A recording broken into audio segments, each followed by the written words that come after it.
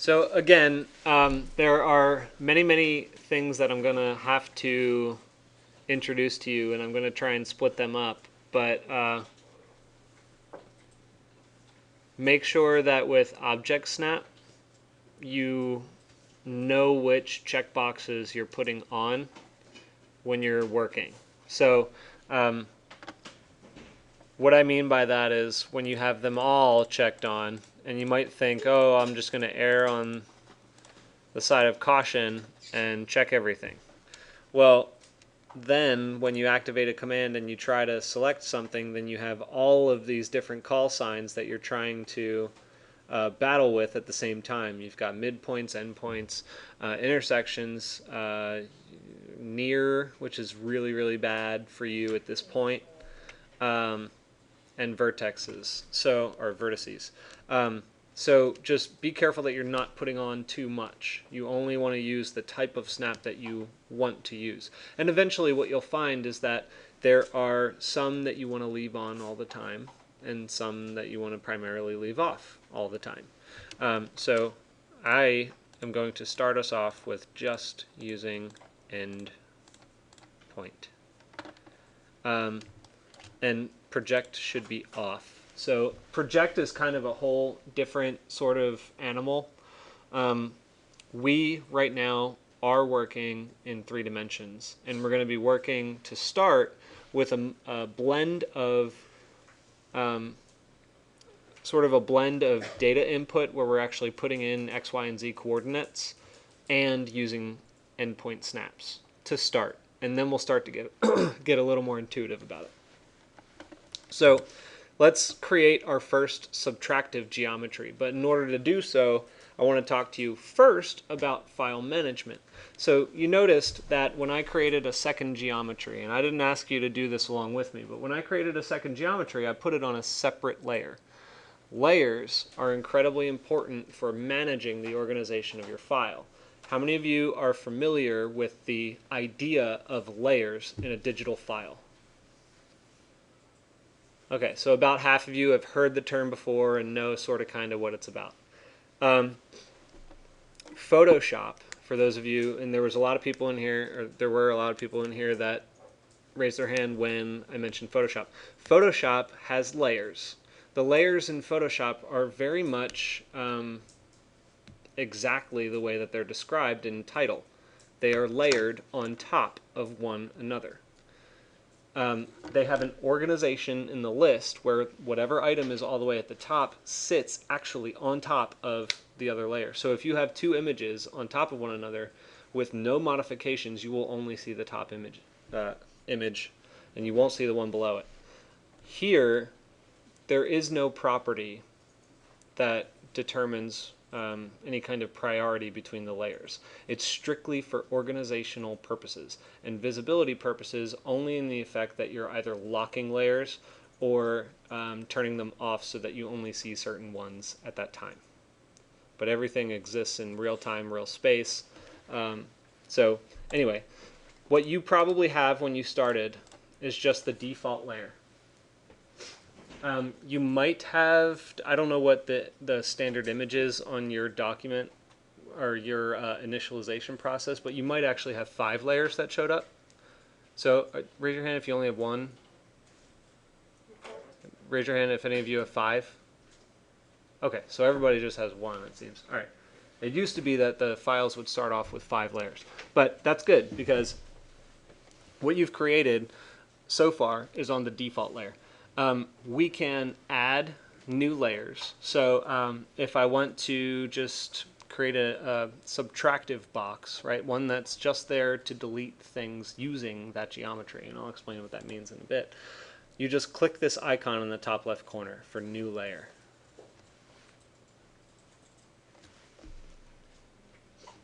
And it opens up the ability to change the name of that layer. So for me, I'm going to call this subtractions, and then just click outside of it and it'll accept your change. And then the only other things that you really need to be aware of right now is the light bulb setting, so you can turn it on and off. It's blue when it's off, it's yellow when it's on, and the color setting. So double click on color, and here you can actually select what color you want it to display as. So for me, I picked red, and I hit OK. So now we have the option of,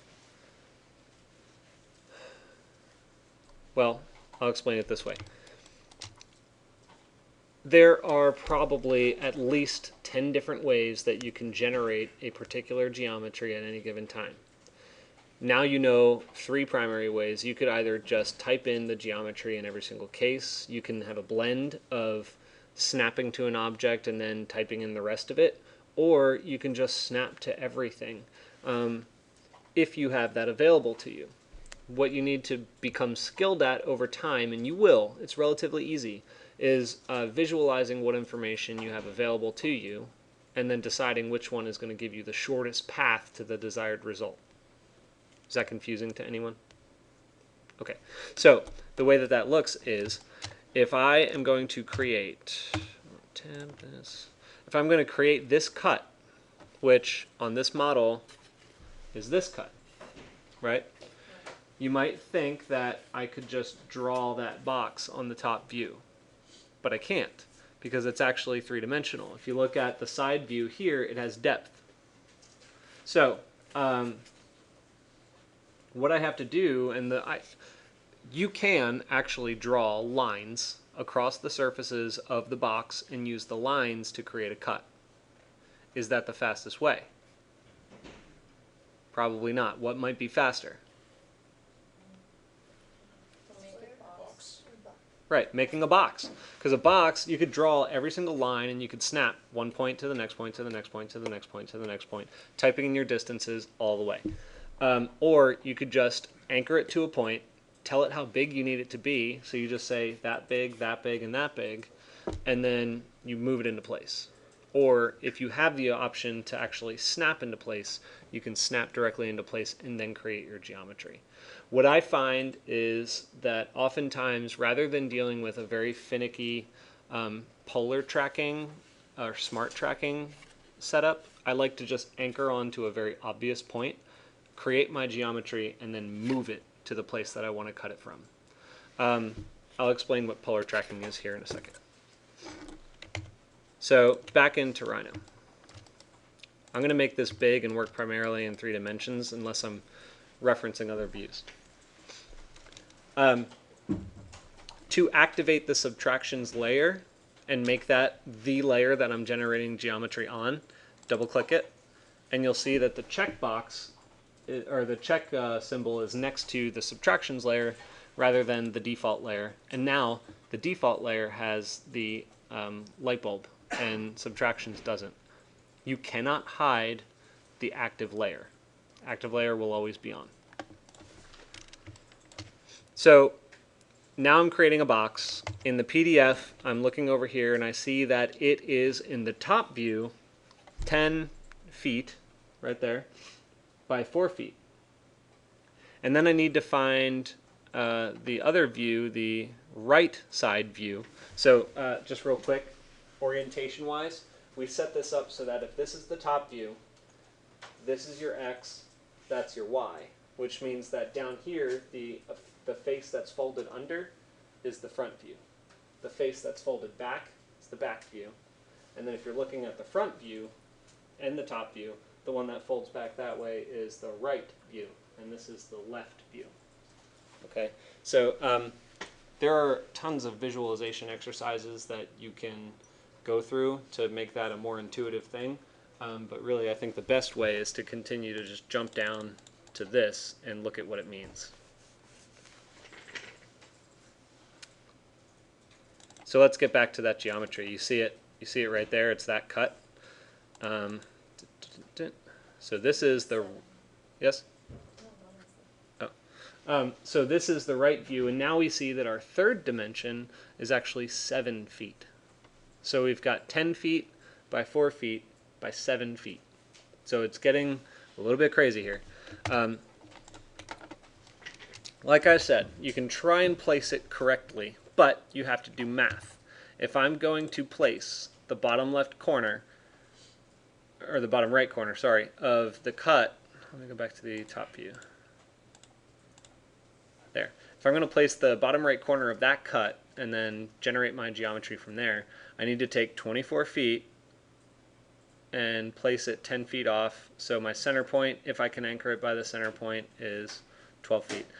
Maybe just don't worry about that. I like to just drop it here and move it in.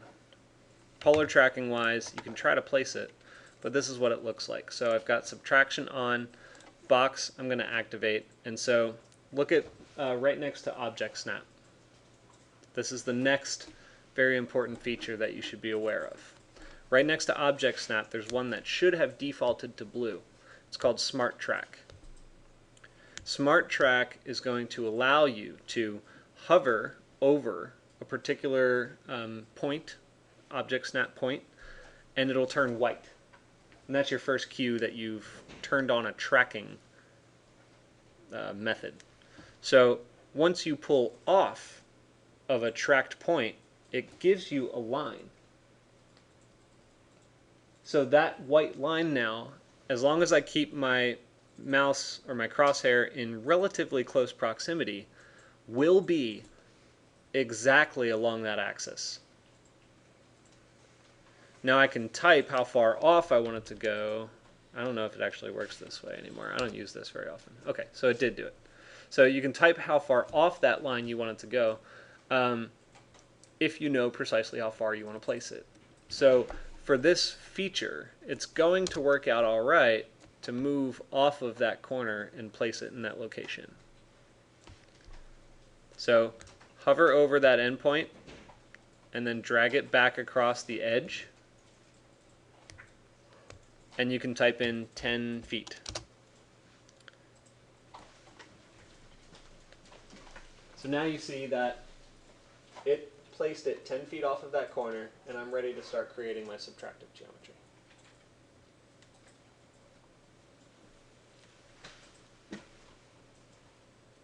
After I typed in 10 feet, I haven't clicked anything. This is still an active command. Can you put it in the middle? The first one is your middle? Or? It's probably not advisable to just snap to the midpoint, because Which endpoint you added? This one? This added? you got it? Okay. All right. So now let's finish this off, and then I'll come around and troubleshoot with each of you. So we're 10 feet in, and I want to make this top piece. Remember, we're going to go, the X input is first, the Y input is second. Now we need to think back to geometry class, because we actually are in 3 dimensions, which means if we're going to go along the X-axis, but we're going to go left, it's going to be a negative number. So I see some people kind of looking at me, and I think I might need to explain it a little bit more. So this is what it means. I'll do it up here. Where's that good marker? There it is.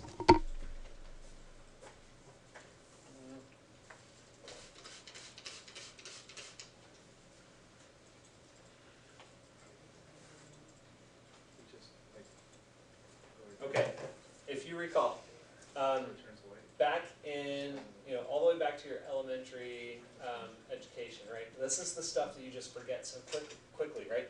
The Cartesian coordinate system has its origins around the origin. So just like what you're seeing up there, we have a grid. It has 2 axes that you see currently, the red one and the green one. The red one is your x-axis. You guys remember that? Yes.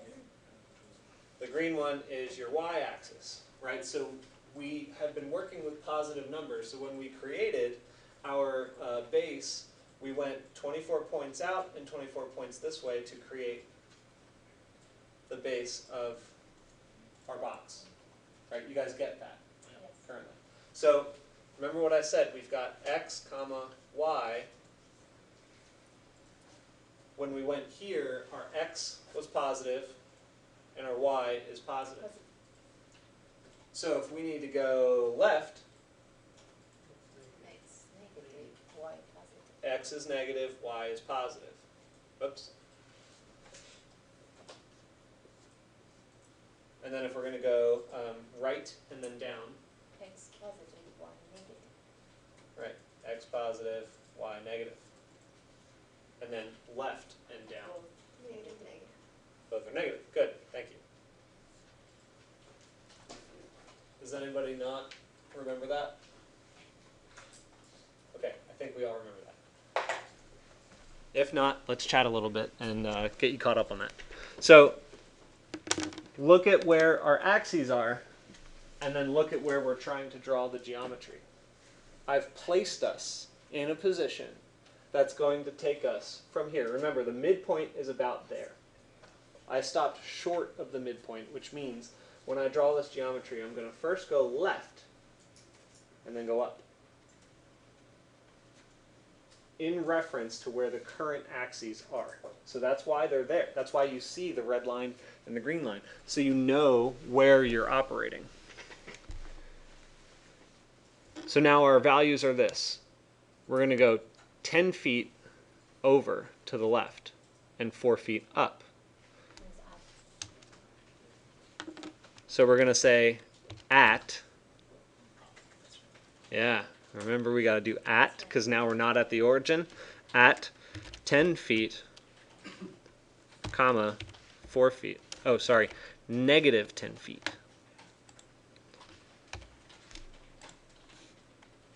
And then hit enter. And now you're starting to see it take shape, right? So now our height. Height is the same story. Even though this is two-dimensional. Now imagine, I wish I had a marker color. Darn. Oh, there's one. Ha. Dry erase? It is. Okay, so even though this is two-dimensional, we've got positive negatives all around, we also have a positive negative in the, and I'm going to draw this skewed, z-axis. So from the origin, anything that's going up is positive, and anything that's going down is negative. Does the way I drew that make sense to you all? So now here in our model, what you're seeing, Going down.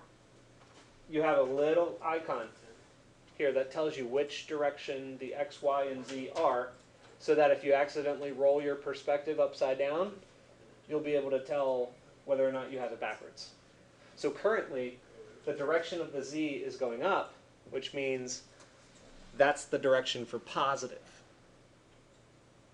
So if I need this to go up, then I would type in a positive number. If I want it to go down into the cube, which is what we want, it's going to be negative. So we need to now go at negative 7 feet.